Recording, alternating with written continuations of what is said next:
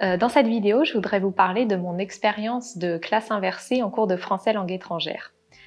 Quand je travaillais à l'Alliance française de Cuenca, en Équateur, j'ai pu faire une expérience de classe inversée dans le cadre en fait de mon mémoire de Master 2. C'était le sujet de mon mémoire. Donc avec 4 classes, pendant 4 mois, j'ai mis en place la classe inversée. Ces classes, elles avaient 4 heures de cours par semaine et 1 heure à distance. C'était la formule de l'Alliance de Cuenca. Donc c'est cette heure à distance que j'ai choisi d'utiliser pour faire mon projet de classe inversée. Alors, pour mettre en place la classe inversée, il a fallu d'abord planifier le projet. Donc comment ça s'est passé? J'ai regardé les programmes de mes classes, donc j'avais des groupes de fin de A1 jusqu'à début A2. Donc j'ai étalé le programme de chaque classe et j'ai j'ai choisi tous les contenus que je voulais que mes apprenants étudient à distance. Donc une fois que ça c'était fait, il a fallu créer les contenus. Donc si vous connaissez mon site Tout en français, vous savez que j'aime beaucoup faire des vidéos de grammaire. Et c'est ce que j'ai fait pendant ce projet en fait. J'ai choisi des points de grammaire à étudier à distance. J'en ai fait des capsules vidéo. Pour ça, j'ai utilisé le site Paotoon. L'Alliance de Cuenca avait acheté un abonnement à ma demande.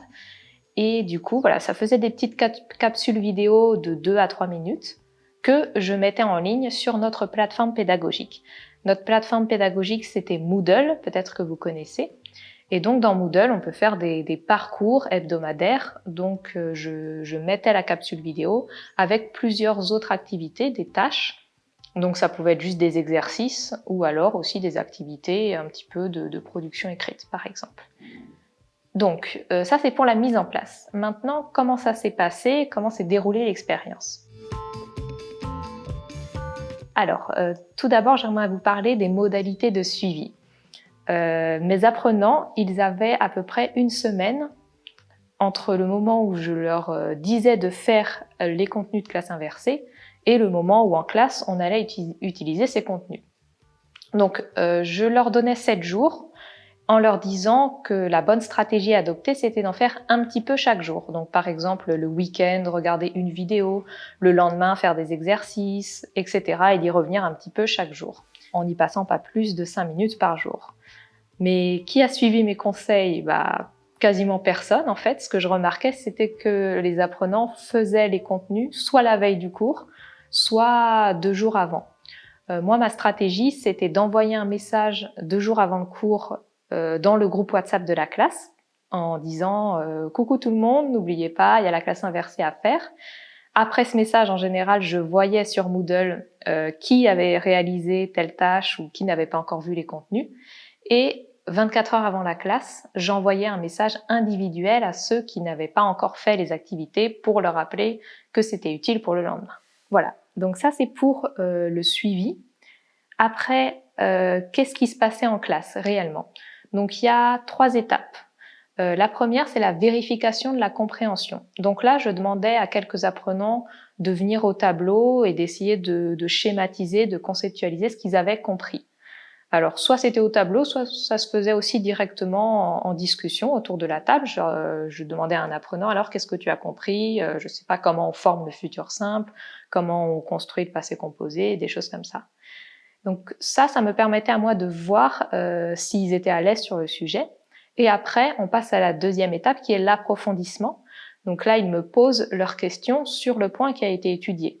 Donc ils avaient toujours des questions en fait, qu'est-ce qui reste en suspens? Et parfois, je les laissais se répondre entre eux quand c'était possible, sinon c'était moi qui répondais. Et après ça, la troisième étape, c'est le réinvestissement. Comment utiliser ce qui a été étudié à distance en classe. Donc, en général, je favorisais les activités de production orale. C'est vraiment comme ça que j'ai aimé fonctionner. Utiliser le point de grammaire étudié à l'oral en classe, c'est ce qui m'a semblé être la meilleure façon de faire la classe inversée. Bon, voilà, chacun fait comme il veut. On peut aussi choisir de passer plus de temps à l'écrit ou de faire un peu plus d'activités de grammaire. Donc, tout ça a duré 4 mois. À la fin, j'ai donné des questionnaires à chacun de mes apprenants. Et j'ai été très agréablement surprise de voir que les apprenants avaient un retour très positif, non seulement sur ce qu'ils avaient appris, mais aussi sur la pédagogie en fait de la classe inversée. Donc sur les apprenants qui m'ont répondu au questionnaire, donc j'ai reçu 25 questionnaires, il y en a 20 qui ont indiqué qu'ils avaient vraiment apprécié l'expérience de classe inversée. Pourquoi? Alors, dans les commentaires, ils ont mentionné le fait que ça leur permettait de mieux comprendre le point de grammaire, puisqu'ils étudiaient à leur rythme à la maison et pouvaient poser des questions en classe. Il y en a qui disaient que c'était un gain de temps et qu'on utilisait bien le temps en classe pour parler. Et plus de la moitié a indiqué le fait que ça les avait forcés à être autonomes dans leur apprentissage. Donc ça, c'était vraiment un point positif, le fait que grâce à la classe inversée, ils se sont un petit peu pris en charge. C'était à eux de faire les contenus dans le bon ordre ou non, de prendre des notes et après de venir en classe avec déjà un petit bagage. Donc tout ça, voilà, c'était un point positif qui est ressorti de mes questionnaires. Alors maintenant, concernant les points négatifs, donc je vous ai dit qu'il y avait 20 apprenants sur 25 qui avaient trouvé que c'était une bonne expérience. Et donc, les 5 autres m'ont clairement dit que c'était pas fait pour eux. Et que, de leur point de vue, rien ne remplaçait le fait qu'un professeur explique en classe. Ce que je peux tout à fait comprendre. Voilà, il faut respecter les élèves qui ont cette opinion. Donc, sachez-le avant de vous lancer dans un projet de classe inversée. Il est très rare que ça convienne à tout le monde. Donc voilà, faut y aller petit à petit et vous aurez probablement des gens qui ne seront pas séduits, mais essayez d'envisager l'ensemble avant de vous lancer. Moi, j'ai remarqué des nets progrès dans la production orale. Comme c'est là-dessus que j'avais insisté pendant mes classes, j'ai remarqué que mes élèves, petit à petit, ils étaient plus à l'aise, ils prenaient la parole plus facilement, ce n'était plus un noyau qui mobilisait la parole comme avant. Là, la prise de parole, elle était bien répartie, plus spontanée et plus correcte, c'est-à-dire qu'ils arrivaient à bien utiliser le point de grammaire étudié dans leurs actes de parole. Et voilà, donc globalement, la communication s'est améliorée et l'ambiance de classe aussi. Non seulement parce que les élèves étaient plus spontanés, mais aussi parce qu'il y avait un peu une confiance mutuelle, c'était donnant-donnant. Je préparais ces contenus pour eux et eux, ils les utilisaient, ils s'impliquaient et en classe, voilà, ils se sentaient plus responsables de leur apprentissage. Donc voilà, ça c'est l'avantage, mais ça remédie pas fondamentalement aux différences de niveau.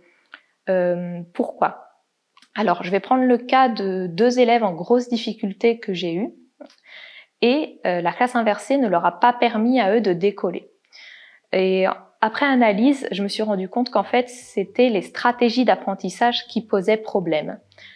Donc les stratégies d'apprentissage, c'est-à-dire les petites habitudes, les gestes qu'ils vont mettre en place pour s'approprier un contenu. Donc ça peut être par exemple surligner du vocabulaire, noter des mots pendant la vidéo, des choses comme ça. Et donc les élèves en difficulté avaient des stratégies d'apprentissage assez inefficaces. Et la classe inversée, ça leur a pas permis d'en trouver des nouvelles. C'est-à-dire que, je prends le cas d'une de mes élèves, elle avait la vidéo, elle recopiait exactement ce qui était dans la vidéo, mais elle ne s'était pas approprié les contenus. D'accord? Donc, même si elle avait mémorisé, en fait, beaucoup de choses, elle était incapable de les réinvestir. Et c'est ce qui fait qu'elle était en difficulté. Donc là, voilà, ça c'est un point que j'aurais aimé creuser et qui, j'espère, sera creusé dans de futures études pédagogiques, en fait. Les stratégies d'apprentissage, comment y remédier. Il faudrait en amont, avant le projet, discuter un peu avec les élèves de leurs habitudes d'apprentissage, qu'est-ce qu'ils font chez eux pour retenir un mot, pour utiliser un point de langue, etc. Et c'est ça qui permettrait, je pense, de remédier aux différences de niveau, pas seulement mettre en place la classe inversée. Voilà, donc ma conclusion de tout ça, c'est que la classe inversée en vaut la peine. Il y a vraiment des bons avantages à en retirer.